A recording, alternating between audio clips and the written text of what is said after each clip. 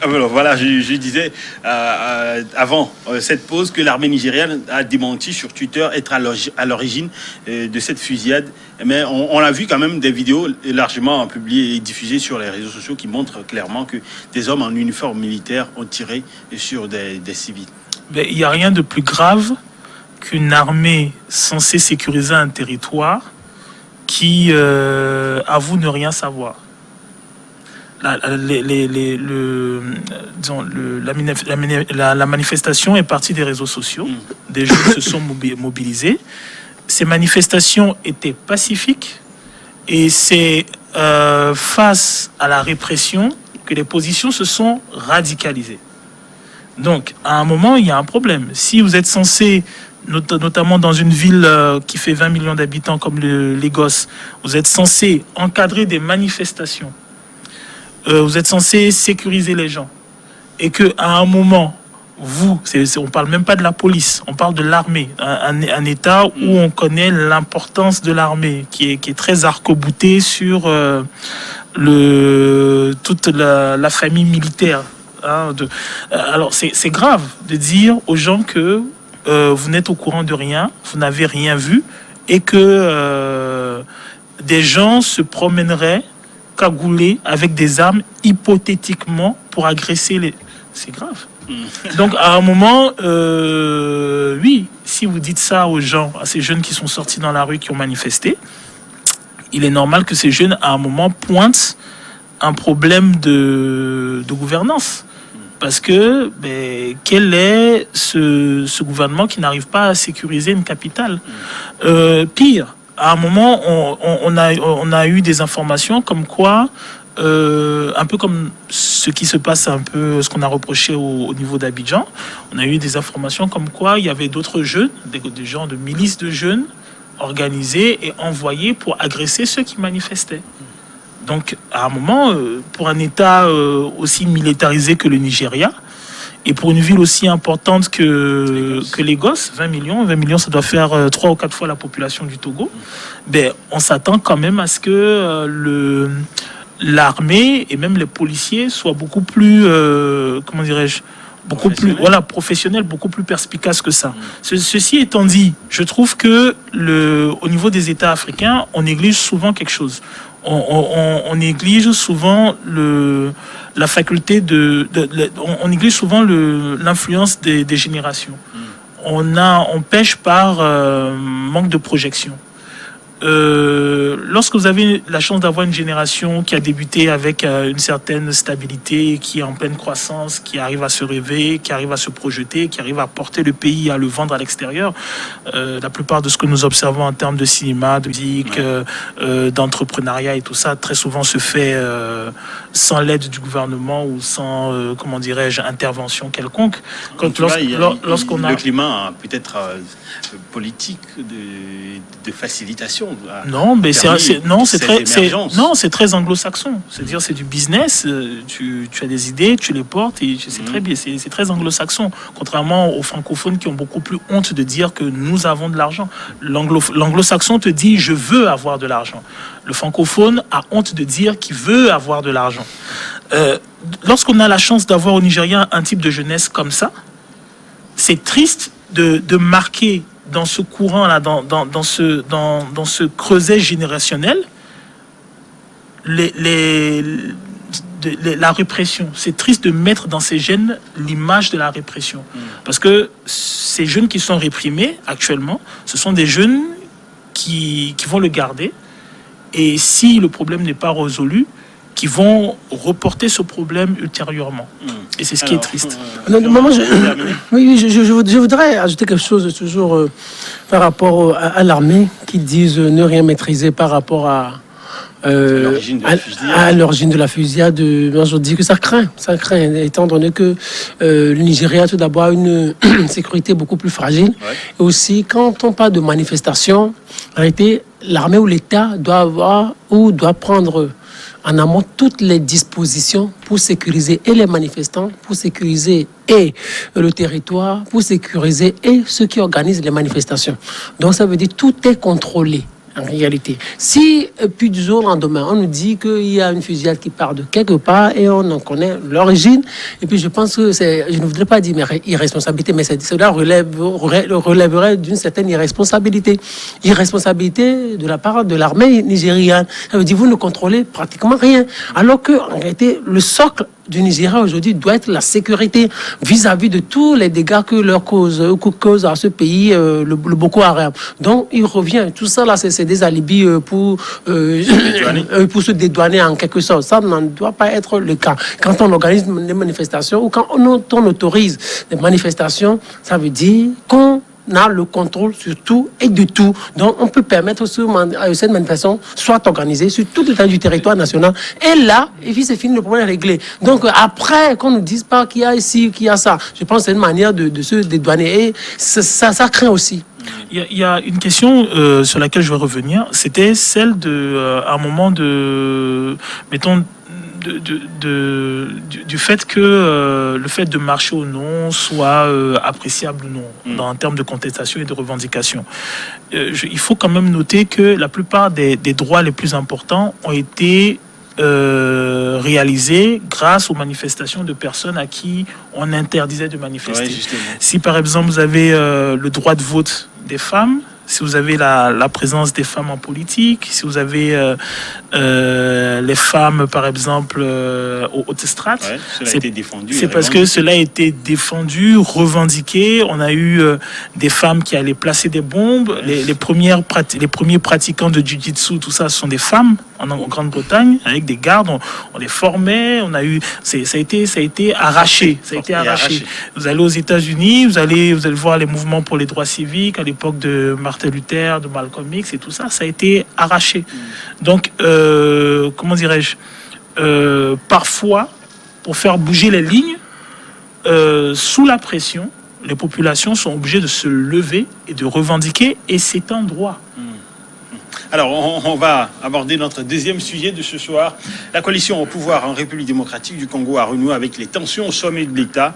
Les présidents des deux chambres du Parlement ayant annoncé qu'ils boycotteraient ce mercredi même la cérémonie de prestation de serment de 3 nouveaux membres de la Cour constitutionnelle nommés par le président de la République. Et les partisans de Kabila aujourd'hui affirment qu'ils n'ont pas été consultés sur ces choix du chef de l'État, Félix Tshisekedi. Vous savez, Kabila, Tshisekedi, j'allais dire, est en train de préparer sa prochaine élection. Parce que vous savez que l'institution qui valide les résultats du scrutin, aussi législatif ou présidentiel, c'est la Cour constitutionnelle. Donc, il veut avoir une même mise en quelque chose. Et cette cour, elle peut annuler les résultats pour peu qu'elle soit consultée ou encore saisie. Exactement. Mais dans ce cas, le président Tshisekedi, pour le moment, ne maîtrise pas le système politique de son propre pays. Il ne maîtrise pratiquement rien, que ce soit sur le plan sécuritaire, que ce soit sur le plan politique. Il ne maîtrise pratiquement rien parce que au niveau de son assemblée, il ne maîtrise rien parce que ceux qui sont majoritaires, c'est les FCC, les proches de Kabila. Donc, dans le pays, il ne maîtrise rien. C'est Kabila qui a construit son système depuis 2001, lorsqu'il a pris le pouvoir et l'a quitté en 2019. Donc, pour le moment, il ne maîtrise rien. Or, il vient de prendre goût du pouvoir et voudrait y rester au moins pour longtemps. Donc, ce qu'il voudrait maintenant, c'est d'arriver à asseoir les bases qui pourront lui permettre de faire encore un autre mandat et pourquoi pas modifier du jour au lendemain la Constitution et y rester longtemps. Donc c'est ce à quoi il réfléchit. C'est pour cela qu'il veut par exemple commencer avec les institutions qui pourraient l'y aider, c'est-à-dire la Cour constitutionnelle. Après, peut-être poursuivre ses nominations au niveau des sociétés d'État, au niveau de grandes sociétés. N'oubliez pas qu'entre-temps, mais ça c'était en 2019, il avait nommé aussi quelqu'un, un de ses proches à la tête d'une société de l'État.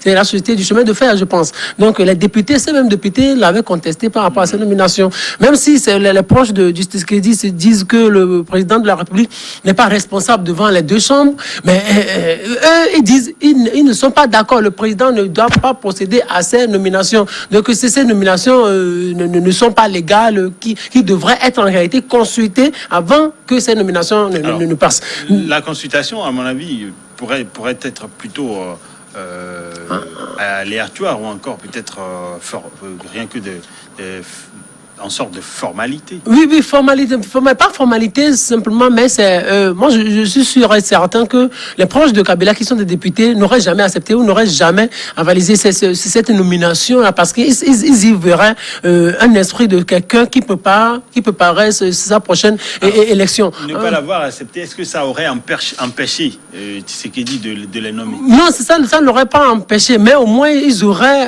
la possibilité d'en parler et de donner un peu, en quelque sorte, leur accord, leur avis. Le président Tshisekedi, lui, il s'en fout en quelque sorte. Parce qu'il sait qu'en réalité, c'est maintenant il se rend compte que il ne contrôle rien en fait. Il ne contrôle rien, il n'a pas le contrôle du système, il ne maîtrise rien. Il sait qu'en réalité, c'est Kabila qui est toujours là. On n'oublie pas que ses proches aussi, les proches de Kabila voudraient que Kabila revienne au pouvoir. 2023, c'est juste 3 ans, moins de 3 ans. Il se dit qu'il a encore beaucoup à faire. Le pays est tellement vaste et il ne comprend rien et il ne contrôle rien. Et c'est tout ce qui s'est passé avant qu'il ne soit président, avant que Kabila ne lui cède son fauteuil. Il sait que c'est grâce à Kabila, grâce à la magnanimité, à la gentillesse de Kabila qu'il est devenu président. L'intervention de Kabila, il ne serait jamais président. Et c'est qu'il a toujours les clés du pouvoir et il a peur. C'est pour cela qu'il voudrait placer ces hommes-là. Et avec ces hommes-là, ce sera une garantie pour lui de briguer un second mandat et de le gagner proprement. De pouvoir peut-être s'assurer à ce que les élections prochaines se déroulent d'une manière assez démocratique. Bon, alors oui, ce qui est sûr, c'est que pour le Congo, l'effort sera fait de façon à ce que les prochaines élections soient démocratiques. Personne n'a envie que le Congo n'implose. Maintenant, ceci étant dit, je pense que M. Tshisekedi est victime de sa mésalliance. Parce que le parti qui est le sien... Il devrait s'y attendre. Oui, il devait s'y attendre, mais je pense qu'il n'a pas réussi à sous-peser la façon, disons, le niveau de la manière avec laquelle on voudrait le phagocyter. Je pense qu'il s'est dit peut-être qu'il aurait beaucoup plus de latitude. Et maintenant, à un moment, mais forcément, il y a les frictions que l'on connaît. À la base, lorsque l'on vient du parti qui est le sien, le parti qui est celui de son père, Étienne Tshisekedi, on ne se serait jamais attendu à une alliance avec le parti de Kabila à la base. Ensuite, la manière dont il devient le candidat de l'opposition est assez délictueuse, d'autant plus que à la base ce n'est pas lui, c'est Monsieur Fayoulou. Donc il y a tout un ensemble de circonstances un peu vicelardes qui font que Monsieur Tshisekedi devient président. Maintenant, oui, quand on a fait ce type de mésalliance et quand on a la naïveté de croire que lorsqu'on te donne le siège, tu pilotes tout, mais forcément on se retrouve dans ce genre de friction. Parce que c'est un peu ça. Et c'est peut-être aussi une bonne leçon. C'est-à-dire ce n'est pas parce que un certain nombre de personnes vous assurent le siège, la photo sur les murs, et vous, vous balafre du titre de président, que forcément vous avez en main tout ce qu'il y a de régalien. Et je pense que M. Tshisekedi s'en rend compte. Je suis persuadé que, en écoutant un certain nombre de ses discours, qu'il a quand même la volonté de vouloir faire un certain nombre de choses. De vouloir réaliser un certain nombre d'avancées, de vouloir rester quand même dans l'histoire comme étant un des présidents qui aura marqué son temps. Mais ceci est difficile, justement parce que, Kabila, avant de quitter le pouvoir, a pris le soin de mettre à chaque strate du gouvernement congolais des personnes qui sont à lui. Donc, comment va-t-il faire, même en supposant qu'il mette des gens pour sa réélection? Le gros défi, à mon sens, n'est pas seulement la réélection. Le gros défi est aussi d'avoir les mains libres pour pouvoir gouverner le Congo comme il se devrait. Difficile, pénible, compliqué pour... Oui, il me semble que le président Tshisekedi a été très naïf et le président sortant Kabila l'a fait à dessein. Tshisekedi aurait été ou serait un politicien fin Kabila n'aura jamais cherché à conclure quelque accord que ce soit avec lui. Parce qu'il sait que si je conclue cet accord avec ce politicien, il devient chef d'État, il me créera tous les ennuis possibles. Il sait que c'était un naïf politique. Vous savez, c'est deux mondes différents, en fait, deux mondes opposés que je rappelle tout le temps ici. Kabila, ce qu'il dit. Kabila, lui, il a vécu dans des adversités, dans des armes, depuis tout son jeune âge, jusqu'à ce qu'il ne devienne président.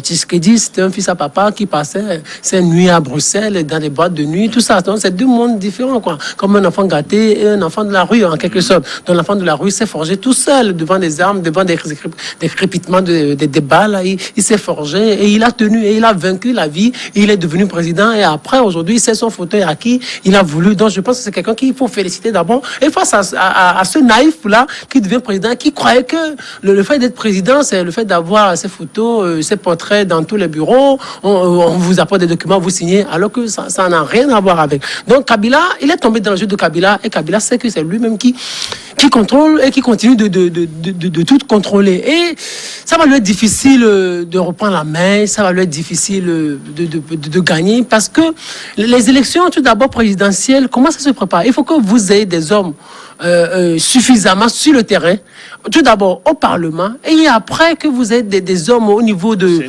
au Sénat, au niveau des préfectures, des départements et tout ça là est contrôlé par Joseph Kabila. Et je pense que pour les prochaines élections, qui vont lui faire campagne, en quelque sorte? S'il va falloir faire campagne, ce devront être ces hommes qui devront descendre sur le terrain. Mais ces hommes-là sont peu. Donc, Kabila va encore occuper tout le terrain. Et s'il se positionne encore, il gagne. Et Tshisekedi va perdre. Parce que Kabila a dans sa tête ce schéma Medvedev et Poutine. C'est-à-dire, moi, je suis président, donc du jour au lendemain, je quitte un peu le pouvoir. Poutine, lui, il avait pris le poste de Premier ministre. Donc, il a placé Medvedev, c'est comme Kabila aujourd'hui, il quitte un peu le pouvoir, donc il place son pion, et du jour au lendemain, il fait perdre les élections à son pion, et il reprend la tête, et on dira que oui, il y a eu alternance, on va encore l'applaudir de demain, il y a eu alternance en RDC, donc en 5 ans, il y a eu encore alternance, alors que cela ne veut rien dire. Il va falloir juste simplement que Tshisekedi apprenne ce qu'on appelle le pouvoir, qu'il arrive à le gérer, parce que pour le moment, c'est lui qui détient toujours la signature. Ouais. Donc, il peut travailler sérieusement pour pouvoir contrôler un certain nombre de choses. Et qu'il fasse comme... bien sûr, Ouattara, lui, il a été aidé. Il a été aidé par Guillaume Soro. Ouattara, en réalité, bon, bien sûr, lui aussi, il a fait un peu le pouvoir. Mais quand il est arrivé au pouvoir, il contrôlait pratiquement rien. Parce que l'armée qui était là, c'était beaucoup plus pour les Gbagbo. Mais quand il est arrivé, avec l'aide de Guillaume Soro, il a réussi par contrôler l'armée et placer ses hommes. Et aujourd'hui, il est là et il ne peut pas partir. Donc, Tshisekedi aussi apprenne ce qu'on appelle le pouvoir et qu'il y place ses hommes et qu'il respecte la Constitution et qui lui permet encore de faire un autre mandat. Et après ce mandat, il peut partir et laisser le pouvoir à Kabila ou à qui veut le prendre. En gros, que ce mandat lui serve de leçon, oui, d'exercice. Et vous pensez que Kabila il va se repositionner en 2023? Alors, j'avoue que je ne saurais dire. Parce que après, si vous voulez, Kabila, il a deux options. Hein. La première serait de faire ce que Poutine a fait avec Medvedev en Russie. C'est-à-dire, je reviens. Sauf que la différence qu'il y a entre ce que Poutine a fait et ce que Kabila a fait, c'est que Poutine, il s'agissait de son premier ministre. Donc, quelqu'un de son parti, de son giron, qu'il a mis, qui est parti. Et après, Poutine est revenu. Dans le cas de Kabila, c'est plutôt différent. C'est une alliance. Quelqu'un voulait gagner le fauteuil présidentiel. Il était impossible pour lui de se représenter. Donc, il a accepté, disons, il a coopté quelqu'un, disons, pour que cette personne occupe ce fauteuil-là. Alors, je pense qu'il y a deux choix. Il peut décider de revenir politiquement. Mais je n'ai pas l'impression, en lisant les médias, je n'ai pas vu une quelconque intervention de lui sur ce qui se passe au niveau des affaires du Congo. On a plutôt des hommes du giron de Kabila, des hommes du giron de Tshisekedi et j'oublie le monsieur qui s'est fait arrêter tout dernièrement pour un détournement, l'ancien premier président de l'Assemblée nationale. On a ces trois sphères qui s'entrechoquent. Donc, j'ai pas l'impression qu'il souhaite revenir parce qu'il est déjà assis. Je pense qu'il a assuré ce qu'il fallait en termes de sécurité pour lui et les siens. Ceci étant dit, effectivement, au cas où Tshisekedi se rate sur son mandat présidentiel et constitue un exemple de mauvaise gestion, qui a des crises congolaises qui ressurgissent à tout va, qu'il constitue un plus mauvais exemple que ne l'a été que celui de Kabila, ben oui, il peut advenir, il peut advenir que quelqu'un comme Kabila revienne. Il faut dire qu'au niveau des États africains, à force de situations critiques, on en est venu parfois à regretter des personnes qui avaient fait énormément de mal. C'est ainsi que en Centrafrique, des gens parlent de Bokassa, alors que c'était quelqu'un de Oni il n'y a pas longtemps. Au Congo, vous verrez des gens parler de Mobutu et se revendiquer de lui ouvertement, ce qui était impensable il y a quelques dizaines d'années. En Libye, on va parler de Kadhafi, même si là, c'est quelque chose encore de beaucoup plus profond. Donc, la Côte d'Ivoire, vous allez voir... Non, alors, Laurent Gbagbo, encore, c'est quelque chose de particulier. Ouais. Je ne mettrai pas Kadhafi et Laurent Gbagbo dans le même moule que Bokassa ou Mobutu. Mobutu, justement, Mobutu. En Côte d'Ivoire, j'aurais dit Oufoué. Dans le sens où on sait ce que Oufoué a représenté dans la politique france-africaine. Donc, dans le qu'on appelle dans la mise au pas des États africains. Et quand, par exemple, oui, effectivement, on voit toute la contestation dont il a pu qu'il a subi dans les années 90, et vous avez tout un ensemble de politiciens qui maintenant se réclament de la succession d'Oufoué. Ce qui est assez étonnant quand on sait que, justement, dans les années 90, c'était quelqu'un d'assez contesté, que il était reconnu comme étant un dictateur et ainsi de suite. Tout simplement pour dire que, Kabila peut jouer de ça. Je rappelle que, surtout en ce qui concerne l'Afrique centrale, on a déjà eu un exemple. Et je pense que l'exemple que l'on pourrait citer, dans le cas de Kabila et de Tshisekedi, c'est l'exemple du Congo-Brazzaville, avec ce qui s'est passé entre Pascal Lissouba et Denis Sassou Nguesso. Denis Sassou Nguesso, qui d'ailleurs lui-même était un militaire, qui a laissé à un moment le pouvoir entre griffes de façon démocratique, qui a participé via ses forces à la guerre civile et qui a été largement alimenté par son beau-fils, qui était le président Bongo, en ce qui concerne l'armement et tout ça, et qui, après le renversement de Lissouba, est revenu aux affaires. Donc voilà, c'est ce qu'on pourrait craindre au niveau du Congo. En tout cas, pour Tshisekedi, en plus, ce sont des cousins. C'est Congo-Kinshasa, Congo-Brazza. Donc ce n'est que le fleuve qui sépare. Oui, le chien aboie, la caravane passe, puisque Tshisekedi, au-delà de ce qu'on lui reproche, la courtoisie de ne pas avoir consulté les membres du Parlement. La Chambre du Parlement, lui, il a quand même ce pouvoir de pouvoir nommer quand même les membres. Oui, c'est lui le chef de l'État. Donc c'est pour cela qu'il s'en fout, quoi qu'on puisse dire, quoi qu'on puisse lui reprocher. Lui, il avance. C'est pas parce qu'il sait. Mais il faut qu'il montre qu'il est chef de l'État, que c'est lui le président de la République. Donc il tape du poing sur la table. J'ai l'impression que c'est ce qu'il est en train de réaliser. Oui, c'est ce qu'il est en train de réaliser. Donc on lui souhaite bon vent, bonne chance. Mais je pense qu'en réalité, cette alliance, on doit taper du poing sur la table, mais diplomatiquement. Pour pouvoir taper fort, il faut avoir tous les atours de la République. Oui, je pense que cette alliance Kabila, Tshisekedi, doit être félicitée, et doit être applaudie, et on doit l'encourager en quelque sorte, parce que ça essaie en quelque sorte de régler un certain nombre de problèmes, surtout par rapport à la tenance. Les gens, ceux-là qui durent tellement au pouvoir, lorsqu'on leur propose une certaine garantie, ils arrivent à quitter, et c'est ce que Kabila vient de démontrer. Donc on lui a proposé, Tshisekedi lui a offert une garantie, donc c'est ça qui permet à Kabila de rester un peu tranquille et de penser peut-être à revenir. Mais on a vu des exemples avec Pierre Kourouziza, il cède son fauteuil comme ça, et puis on apprend qu'il est mort. Donc ce sont des choses aujourd'hui qu'il faudrait encourager, surtout pour des régimes qui durent, c'est-à-dire passer aux négociations. Attention, même Pierre Kourouziza, quand il lègue le siège, il le lègue à un de ses proches. Donc c'est quelqu'un de coopté. Oui, de coopté. Donc il faudrait pas que ces dauphins-là déçoivent, quoi, en quelque sorte. C'est ce ce qu'on souhaite. Alors, on va observer la seconde pause, revenir également dans la deuxième partie pour parler de la Côte d'Ivoire et du Togo.